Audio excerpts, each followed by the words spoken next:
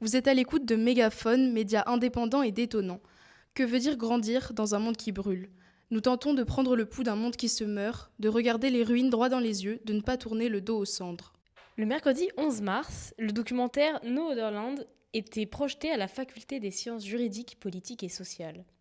Cette projection, organisée par le CERAPS, le Centre de recherche en sciences politiques et sociales de l'Université de Lille, a été suivie par une intervention d'une chercheuse avec qui nous avons pu nous entretenir.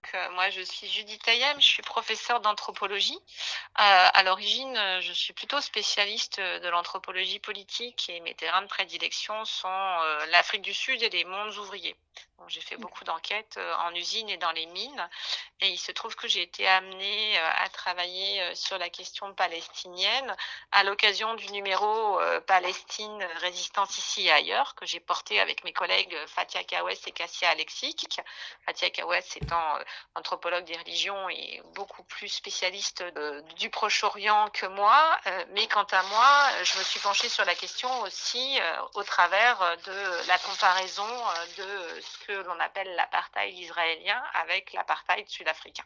Voilà comment une anthropologue spécialiste de l'Afrique du Sud se retrouve à travailler sur ces questions, outre bien sûr l'importance politique à titre personnel de regarder ce qui se passe sous nos yeux en ce moment. Vous parliez d'apartheid, comment est-ce qu'on pourrait le définir précisément?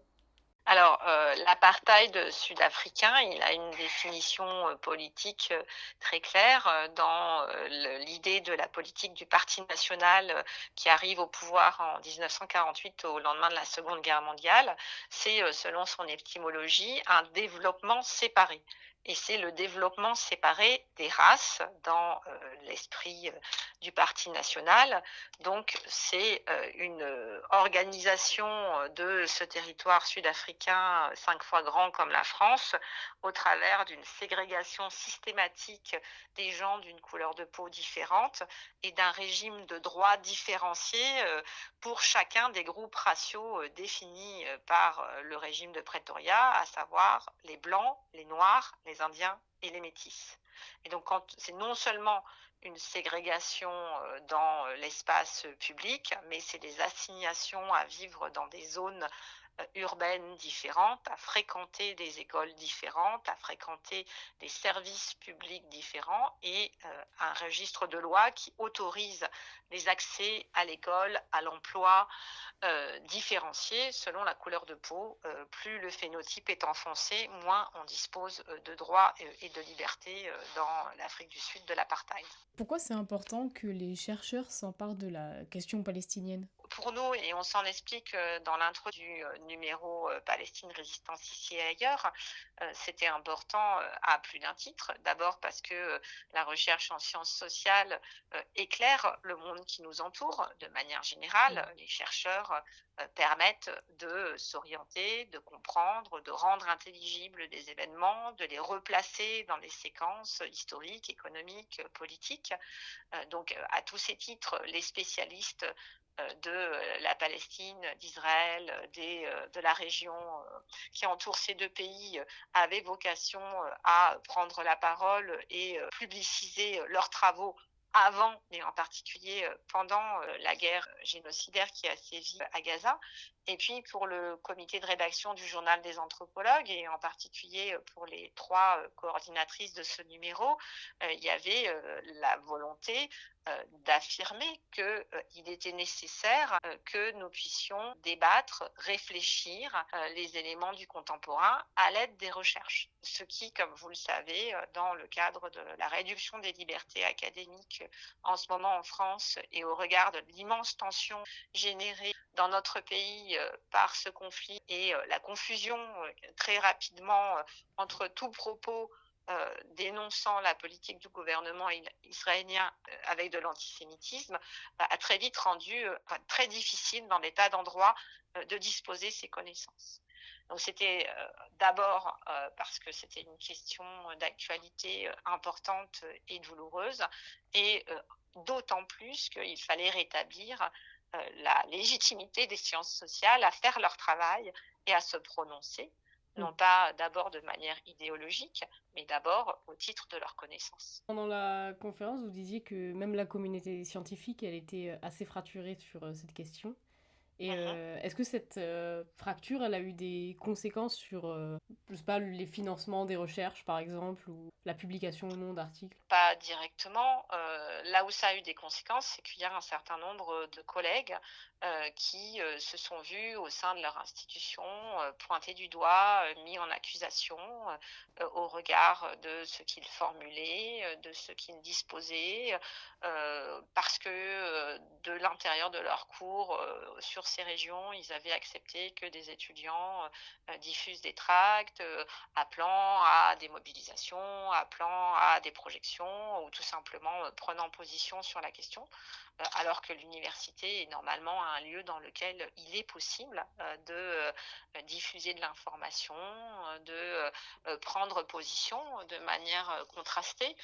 Donc des financements explicitement non, mais des possibilités à prendre la parole dans l'espace de nos institutions, oui. Et Ok. l'université de Lille en a été victime aussi, puisque vous savez sans doute que plusieurs conférences n'ont pas pu se tenir, non pas tant de par l'opposition de la présidence de l'université que par l'opposition de la préfecture à la tenue de ces réunions. Et puis plus sur le plan des idées, dans de nombreux comités de rédaction, la discussion autour de la question palestinienne, israélienne a clivé des chercheurs qui sont des êtres humains, hein, qui parfois eux-mêmes sont soumis à leurs émotions, mais qui n'ont pas réussi à recréer ce qui est normalement le champ d'une discussion qui peut être dissensuelle, mais qui reste une discussion intellectuelle. Donc oui, il y a eu des lignes de fracture très importantes dans de nombreuses institutions et on est très heureux au Journal des anthropologues d'avoir réussi à trouver un chemin unitaire avec des débats qui nous a permis de produire ce numéro. Comment est-ce qu'on peut réussir à placer un curseur entre l'engagement et le travail scientifique et journalistique, comme on a pu le voir dans le film? Il y a plusieurs manières de mettre ce que vous appelez le curseur et il y a plusieurs positions à ce sujet. D'abord, les chercheurs en sciences sociales font un travail de recherche. Donc, en tout cas, les données qu'ils produisent, elles doivent être objectivées, vérifiées, argumentées et c'est pas un travail qui est d'abord idéologique. Mm. Moyennant quoi, il y a un débat au sein des sciences sociales sur ce qui s'appelle le débat autour de la neutralité objective. Certains chercheurs disant que c'est la condition sine qua non de la recherche, d'être neutre. D'autres rappelant que cette expression a été mal traduite. À l'origine, elle vient de Max Weber et que Max Weber n'appelle pas à être neutre, mais appelle à suspendre les valeurs pour pouvoir travailler. Et puis, surtout, et puis il y a aussi des gens qui pensent qu'il faut travailler avec sa subjectivité, mais en étant absolument lucide sur sa subjectivité pour pas parler en son nom au lieu d'enquêter sur la question de savoir comment les sociétés étudiées, les interlocuteurs se prononcent eux. L'autre aspect de la question, c'est de savoir si, quand on fait des sciences sociales, on fait simultanément un acte politique ou bien si on fait ça dans des moments, des temporalités différentes. Moi, ce que j'ai dit lors de la conférence, enfin, lors de la prise de parole à l'issue de la projection de No Overland, c'est que j'ai rappelé que dans l'introduction, on pensait qu'il fallait faire de la recherche d'abord et que c'était notre métier, hein, et que quand on fait de la recherche, on fait ni du journalisme ni du militantisme, et que ça n'exonère pas de position politique. C'est-à-dire on peut être chercheur quand on travaille à un article, et puis par ailleurs, on peut penser qu'on descend dans la rue à d'autres moments parce que c'est nécessaire. Ça, c'est le premier point. Et puis, quant à moi, hein, je vous réponds, mais il y a encore une fois, il y a une palette de propositions sur ces questions. Moi, je pense qu'il est possible de faire les deux, mais pas en même temps, que c'est pas la même démarche, que quand on milite pour quelque chose, c'est pas exactement le même mouvement que celui de la recherche. Mais bien sûr que les connaissances intellectuelles, elles nous aident aussi à nous orienter dans le champ de la politique et potentiellement dans le champ du militantisme si on milite. Dans le film, on peut voir qu'il y a une certaine indifférence à la situation en Cisjordanie. Est-ce que depuis quelques années, on peut voir un basculement dans la connaissance de ces questions-là dans le monde? D'abord, je pense qu'il faut élargir notre champ géographique pour répondre à cette question, Oui, parce que bien ne sûr. serait-ce que la mobilisation durant La guerre à Gaza, eh bien, elle n'est pas exactement la même en France, dans le reste de l'Europe ou dans d'autres continents, hein. Par exemple, si on prend l'Afrique du Sud, que je connais bien, la mobilisation, elle est très intense, mais il y a eu aussi de très grandes mobilisations en Australie, de très grandes mobilisations en Irlande, de très importantes mobilisations dans les pays du Maghreb aussi. Et d'ailleurs, ça s'explique parce qu'il y a une caisse de résonance par rapport à d'autres situations coloniales vécues par ces différents pays. Donc, l'état de la mobilisation en France ne reflète pas forcément la mobilisation du monde. Et en particulier, là, dans le conflit récent, il y a eu beaucoup d'échos dans les pays de l'hémisphère sud, beaucoup plus que dans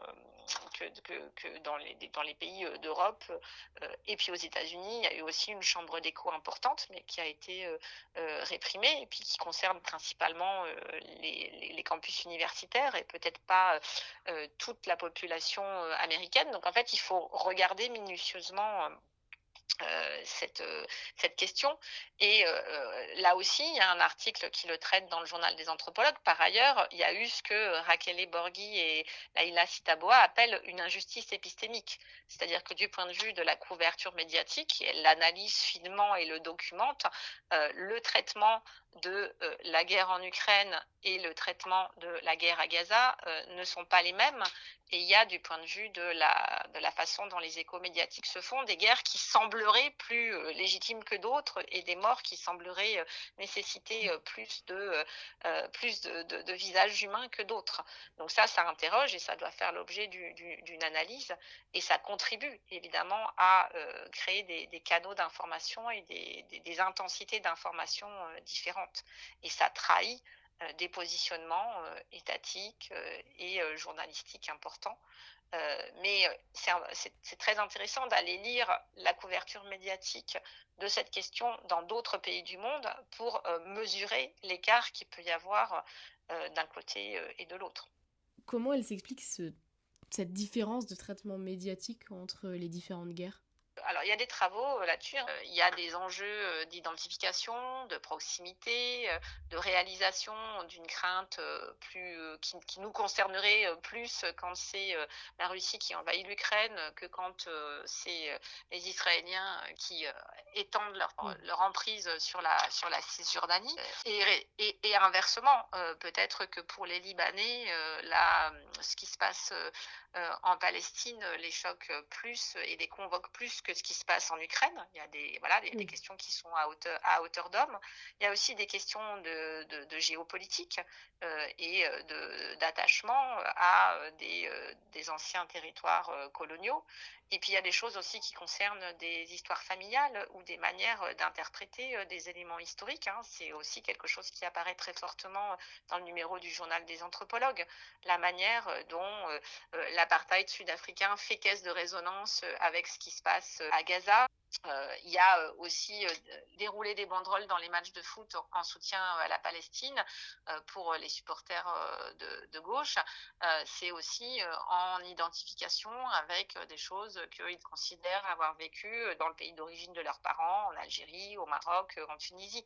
Donc la manière dont au présent on interprète des événements, elle est aussi le fruit, c'est ce que montre la sociologie et l'anthropologie, d'une socialisation particulière, d'une proximité avec des histoires nationales, les nôtres ou celles de nos familles, qui font aussi chambre d'écho. Et puis après, il y a la manière dont les États ont pris position.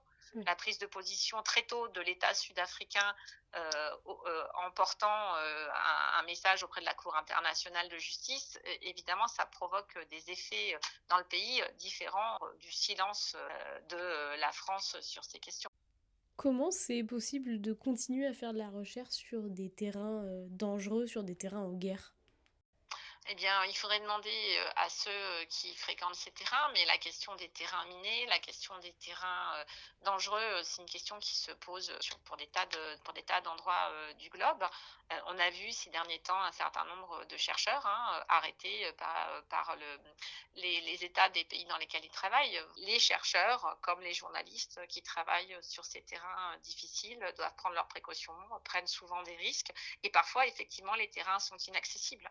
À l'heure actuelle, actuelle, pour parler d'une autre guerre, ma collègue, l'anthropologue Barbara Kacheri, qui est spécialiste du Soudan, ne peut Mm. plus se rendre, pour son plus grand désespoir, sur le terrain, alors même qu'elle a continué à y aller jusque très récemment, y compris quand c'était très tendu. Et là, à l'heure actuelle, elle a renoncé à le faire parce que c'est trop difficile et vraiment trop exposée. Est-ce que les chercheurs ils bénéficient d'un statut particulier pour leur protection ou pas du tout? Non, il n'y a pas le statut international des chercheurs. Un chercheur, en mission, qui quitte une université ou son laboratoire CNRS, il part avec ce qu'on appelle un ordre de mission. Et D'accord. donc, à l'heure actuelle, bah, le CNRS n'autorise pas des missions en Haïti, n'autorise pas des missions au Soudan, autorise des missions en Afrique du Sud, mais même là, et ce pays n'est pas en guerre, en demandant très précisément où vous allez aller, à quel endroit, etc. Hein. Donc, ces choses, elles sont un peu codifiées justement pour qu'il y ait une relative protection des ressortissants. Et puis après, alors ça c'est l'aspect institutionnel et dans le rapport à l'État et à nos employeurs. Après, ça ressort plus de ce qu'on voit assez bien dans le film No Otherland, c'est-à-dire, comme je le soulignais, de manière quasi ethnographique, comment Youlav Abraham, le journaliste israélien, fait sa place dans ce village palestinien, se fait accepter, arrive à dépasser la méfiance bien légitime des gens auprès desquels il veut enquêter et comment bah, la meilleure façon de le faire, c'est pas de rester dans la posture de tendre un micro, mais voilà, de participer, d'entrer non seulement Oui. en discussion, mais en relation, voire en empathie avec les gens avec lesquels on travaille. Et ça, c'est tout le travail des chercheurs en sciences sociales, d'arriver à négocier leur place, à la fois pour assurer leur sécurité, et puis aussi pouvoir travailler, pouvoir réfléchir et pouvoir comprendre quelle est leur place dans le terrain, pour aussi analyser cette place quand ils dépouillent leurs matériaux, puisque souvent cette place, elle dit quelque chose aussi de la situation. C'est-à-dire, mais justement, qu'est-ce qu'elle dit cette place de... Bah, par exemple, si on repense à No Overland, moi, mon analyse de ce film sous cet angle, c'est on voit que le journaliste israélien, il est d'autant mieux accepté que d'une part, il parle arabe, hein, ce qui pour Mhm. les anthropologues est quelque chose d'important, parler la langue du village. Donc il y a une proximité qui se crée, il y a déjà une facilité aussi. On voit bien la méfiance de son interlocuteur au départ, qui voilà, un petit peu lui lance des pics et puis peu à peu, ben, se crée une proximité. Et cette proximité, elle se crée aussi parce que de par ses actes, de par sa présence, bah, il est là pour fumer le narguilé et pour poser des questions, mais il est aussi là dans les manifestations. Ben, il assume, il est en proximité physique et puis aussi en proximité politique avec ce village. Il a Mm. choisi son camp. Et son camp, c'est pas celui des militaires israéliens et c'est pas un accord avec la politique qu'il combat avec ses films. Donc ça, c'est une clarté pour les villageois. Et donc, il devient un allié. Et cette Oui. position d'allié, elle lui ouvre des portes et des pistes que ne lui ouvrirait sans doute pas le fait d'être identifié comme plutôt proche des colons et avec une position très pro-sioniste, par exemple. À un autre moment du film, on voit un journaliste américain ou anglais, on ne sait pas trop, qui vient interroger la mère de Ouran, qui a Oui. été rendu hémiplégique par le tir d'un soldat israélien. Et on voit bien qu'elle hésite à le faire venir, hein, qu'elle lui dit ok, mais vous êtes voilà, le 10e à venir, ça n'a rien changé pour la situation de mon fils. Donc en gros, qu'est-ce que vous voulez en étant là? C'est Oui. des questions qui ont été posées à Youlav au début du film, auxquelles il n'a pas répondu complètement, mais il a répondu au fil du temps par son attitude. Et donc, on voit là comment il a fait sa place. Et évidemment que cette place-là, elle ouvre des portes différentes de celle qui s'ouvre à celui qui ne vient qu'une fois et puis qui repart et qui n'a pas, voilà, qui vient prendre des choses et qui ne rend pas. Donc la question de la restitution, elle est importante en sciences sociales et en journalisme. Et pour l'anthropologue ou pour le sociologue, se poser la question de comment il est perçu par les gens avec lesquels il travaille et comment ça ouvre des portes ou comment ça enferme, comment parfois aussi on lui impute des pouvoirs qu'il n'a pas. bah, ça fait partie du travail d'analyse qui permet de comprendre les situations et qui révèle aussi, ben, là dans le film No Otherland, ça révèle bien le fait que quand on se traite d'humain à humain, quand on se reconnaît comme des hommes, eh bien, des choses sont rendues possibles dans le domaine du dialogue, de la fraternité, de la réflexion ensemble sur les possibles. Hein. On a des très belles scènes où tous les deux, un peu accablés, ils se disent bon, mais c'est quoi la suite à part la résistance. C'est rendu possible par le fait qu'on a un dialogue entre deux personnes qui se traitent à situation égale, ce qui n'est pas du tout la même chose que les interpellations vaines des villageois disant aux soldats mais enfin si on venait faire ça à vos enfants, à vos femmes, comment vous réagiriez? Et il n'y a pas de réponse en face parce qu'en fait ça manifeste bien que justement on n'imagine pas que le sort qu'on est en train de faire à ces femmes et à ces enfants, ça puisse être le même que celui qu'on pourrait faire aux membres de sa propre famille. Oui, exactement. Mais ces scènes-là où ils détruisent les habitables, ça m'a un peu fait penser aux scènes qu'on peut voir à Calais quand ils détruisent les habitats, enfin les tentes des gens qui vivent, et où justement il n'y a juste pas de rapport humain, quoi. Tout à fait. Juste ils viennent, ils font leur travail et ils repartent. La dimension de déshumanisation et puis le même travail de sable systématique, c'est-à-dire les campements à Calais qui se reconstituent parce qu'il faut bien se poser quelque part, et puis la police qui revient et puis qui redétruit ou qui use de tactiques cyniques pour empêcher les distributions de nourriture ou détruire les tentes, etc. On a un travail comme ça de sape systématique du même ordre dans ce village où on détruit une maison et puis l'autre et puis une troisième jusqu'à l'éradiquer complètement. On est dans quelque chose du même ordre et je crains hélas que ce soit un moment, que les deux situations que vous rapprochez, elles rendent compte de l'état du monde actuel et de la gravité de ce travail de déshumanisation et d'altérisation radicale de l'autre qui est à l'œuvre dans bien trop de situations dans le monde à l'heure actuelle. Et est-ce que vous pensez que c'est un peu non pas un rôle, mais au moins une conséquence des travaux de recherche de montrer les êtres humains derrière ces situations-là?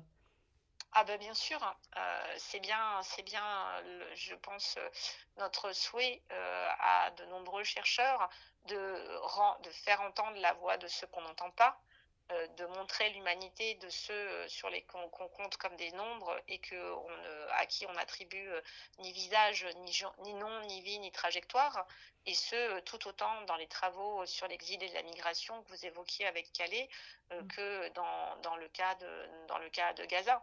Hein, où le traitement médiatique parfois a consisté à compter les morts et où les chiffres étaient accablants, mais on avait l'impression qu'il n'y avait plus d'identité, plus de personnes derrière. Donc évidemment que le travail du cinéaste ou bien du chercheur vise à faire apparaître des êtres humains derrière les faits et à rendre plus sensible leur situation. C'est bien aussi ça qu'on essaye de faire. Et ça a certainement une portée politique, mais ce n'est pas d'abord politique, c'est d'abord de la recherche.